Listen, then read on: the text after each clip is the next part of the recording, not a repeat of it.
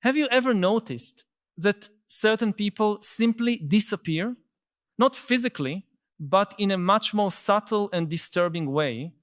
They are there in the same environment, the same meetings, the same social groups, but something fundamental has changed. It's as if an essential part of them has disconnected from the collective game we all play daily. They continue to participate in conversations, but you feel they are observing everything from a strange distance, like anthropologists studying a tribe they no longer belong to. If you've ever felt this about someone close, or perhaps about yourself, you're witnessing one of the most fascinating and unsettling phenomena of our era, the silent awakening of individuals who have begun to question the fundamental structures of our social reality. This is not a dramatic or revolutionary process in the traditional sense. It doesn't involve street protests or political manifestos. It is something much deeper and in a way more radical. It is the moment a person realizes that much of what we consider reality is in fact an elaborate collective construction kept alive by our unconscious participation in belief systems we've never truly questioned. When someone wakes up to this perception, something irreversible happens. They can no longer pretend not to see the invisible strings moving the theater of social life. For thousands of years, human beings lived in small, cohesive communities where social rules, values, and hierarchies were clearly visible and directly experienced. If someone questioned the system, it was immediately noticeable and dealt with by the community. The dissenter was confronted, persuaded, or in extreme cases, exiled. But the system itself was simple enough to be understood by any member of the tribe.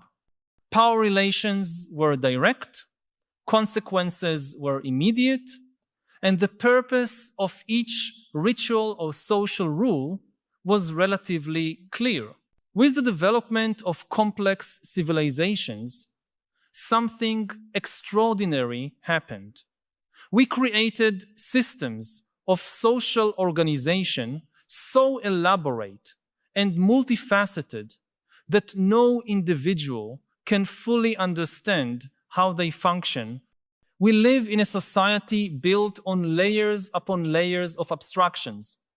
Financial systems few comprehend. Political structures that operate according to obscure logics.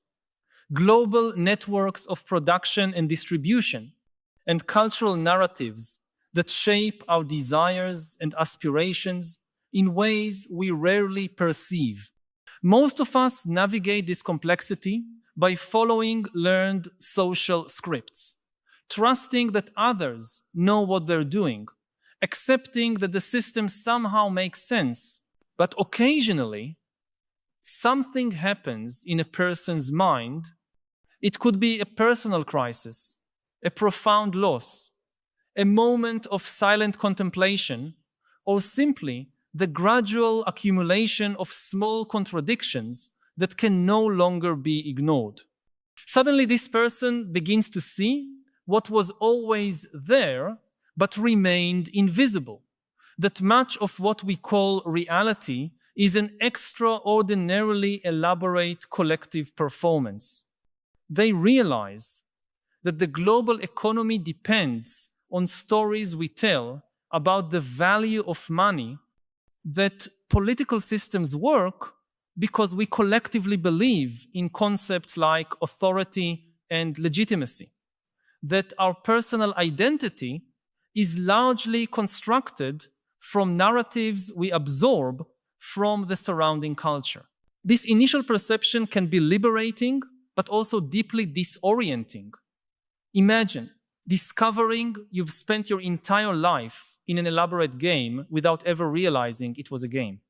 Your emotional reactions, ambitions, fears, relationships, all still real and important, but now there's a new layer of awareness, observing it all with a strange sense of detachment. It's like waking up inside a dream and continuing to dream, but now knowing you're dreaming. What makes this awakening particularly disturbing in our era is that the systems we're awakening from have become more sophisticated and pervasive than ever. Digital technology hasn't just created new types of social games, it has dramatically intensified our participation in the games that already existed. Our social networks are not just tools for communication, they are elaborate systems of social validation that constantly shape our perception of ourselves and our relationships.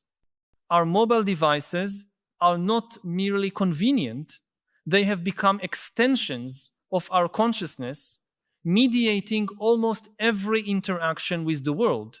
When someone wakes up to the constructed nature of these systems, one of the first things they notice is how their attention has been captured and directed by algorithms designed to maximize engagement.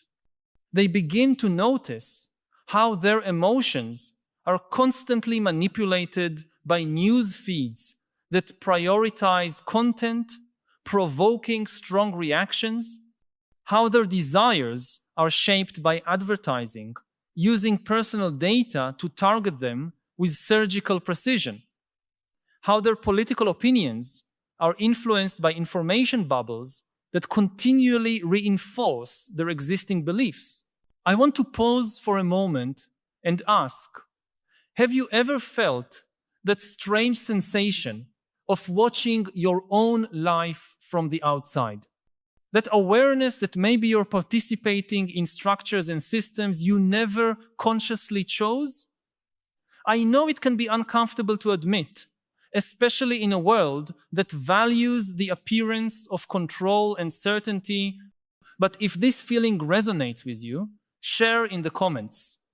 I question my participation in the system when your honesty might help others realize they're not alone in this deep unease many of us carry in silence. As this awareness deepens, the awakened individual faces a complex existential dilemma. On one hand, they can no longer participate in social games with the same innocence as before.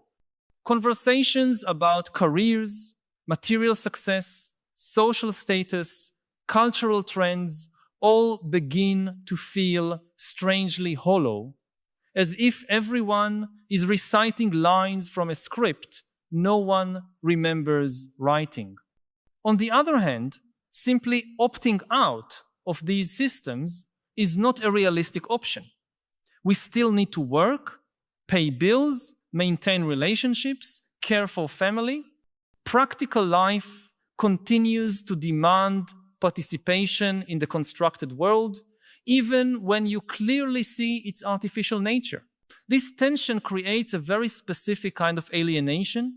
It's not the alienation of classical Marxism, where the worker feels disconnected from the products of their labor, nor is it existentialist alienation, where the individual confronts the apparent meaninglessness of the universe.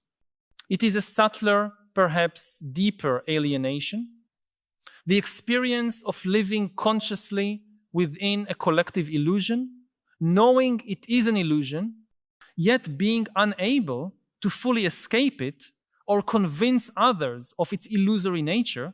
People who undergo this awakening often experience what we might call a gradual social disappearance. They don't make dramatic statements or violently break from their previous lives. Instead, they slowly withdraw from enthusiastic participation in games they now perceive as artificial. They stop seeking validation through conventional achievements. They reduce their presence on social media.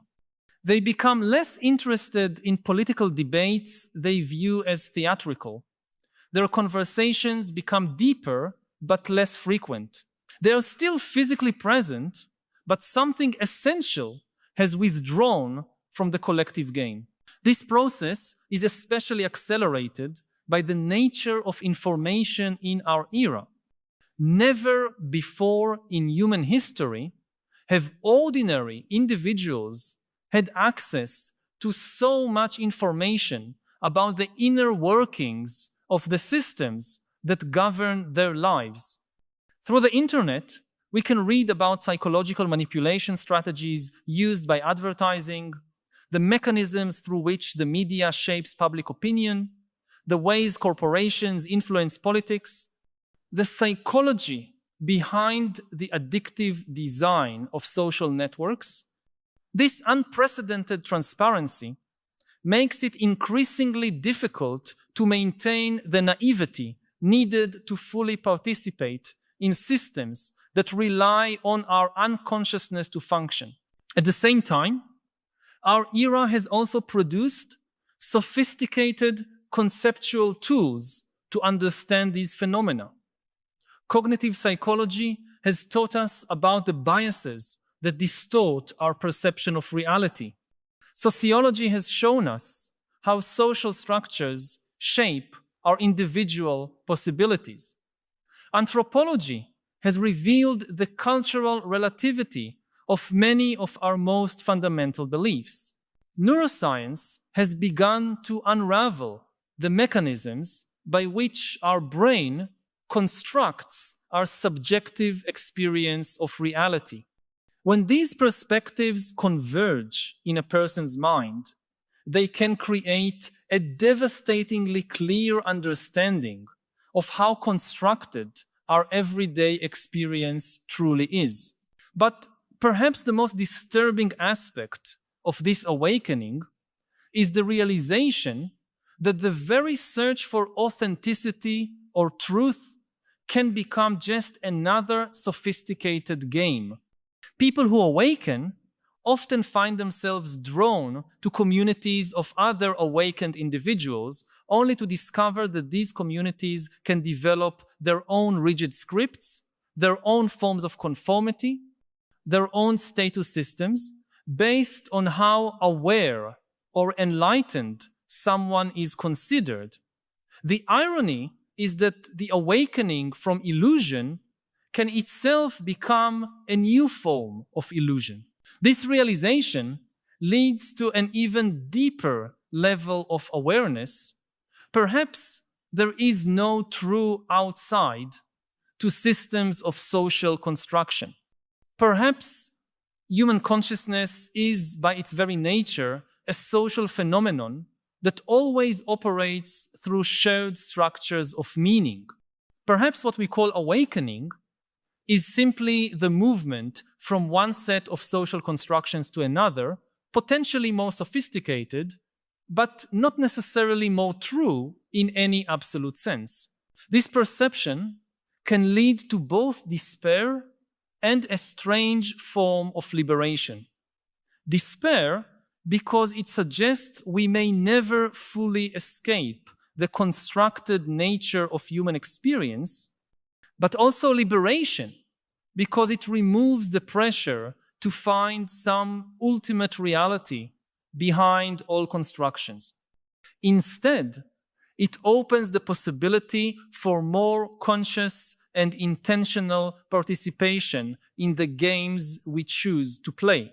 People who reach this deeper understanding often develop a completely new approach to social life.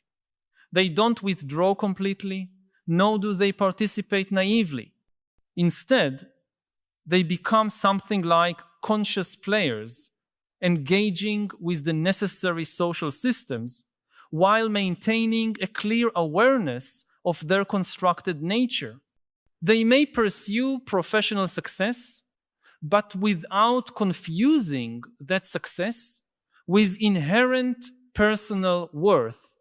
They may sustain deep romantic relationships, but without projecting onto them impossible expectations absorbed from popular culture.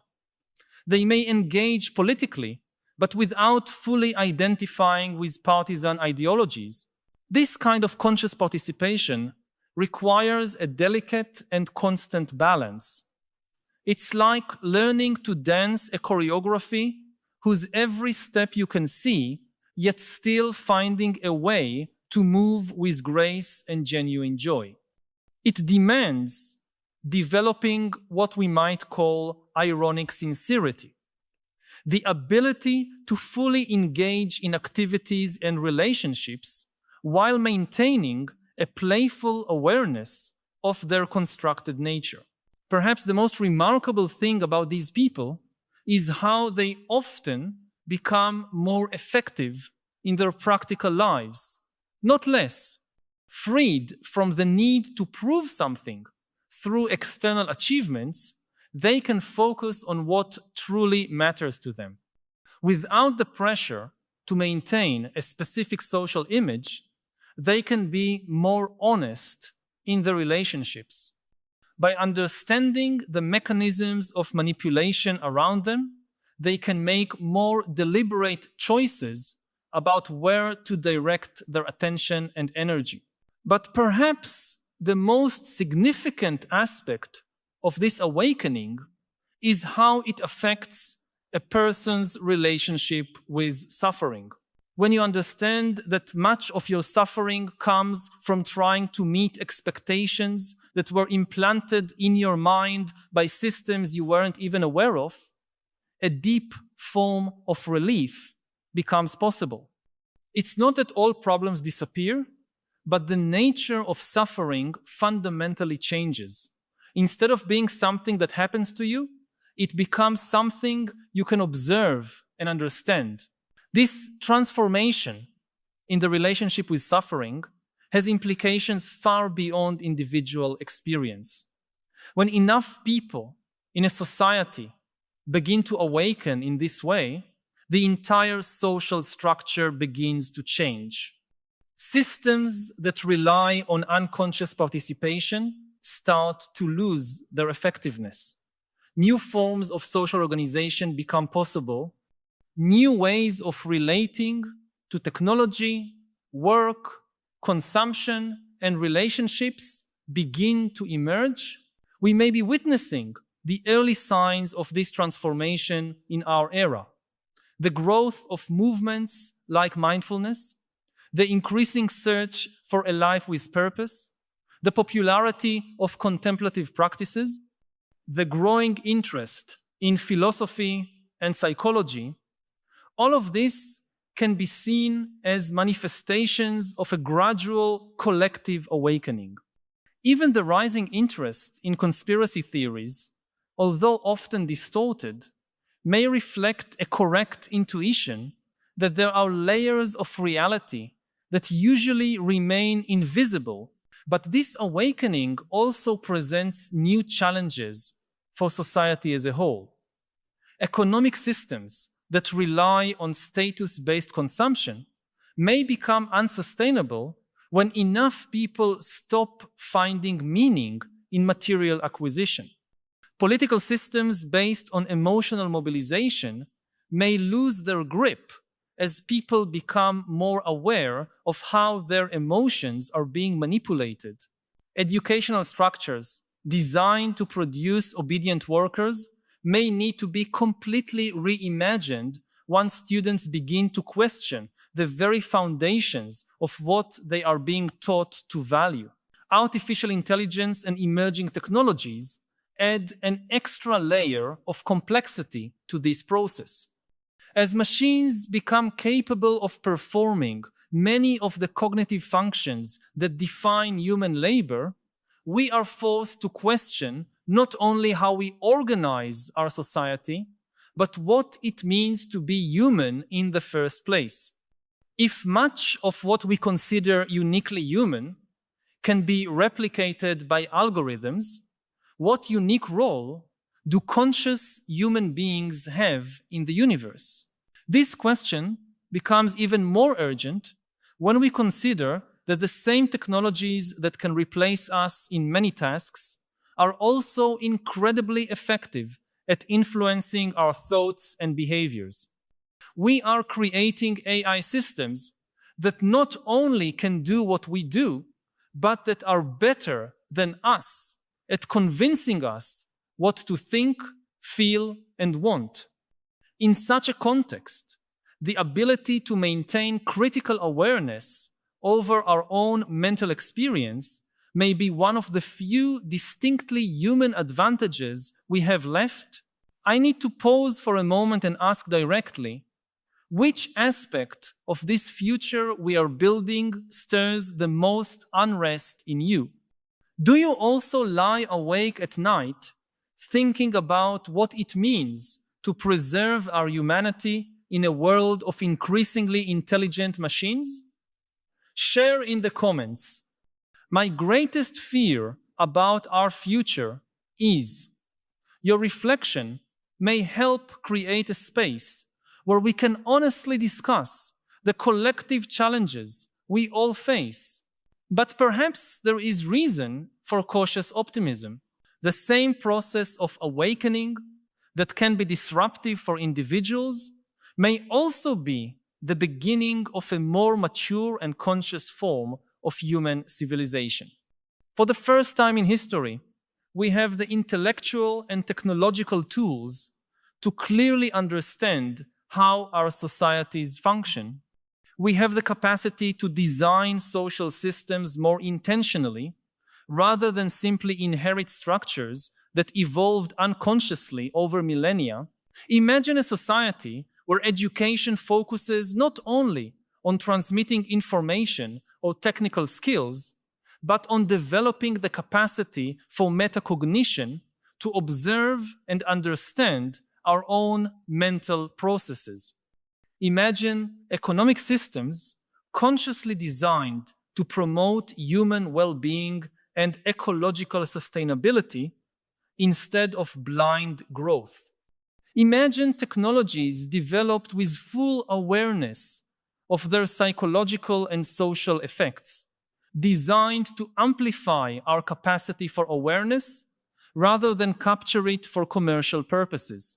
These possibilities may seem utopian, but consider that every great transformation in human history began with individuals who could see beyond the limitations of their time. The abolition of slavery seemed impossible to most people in the 18th century.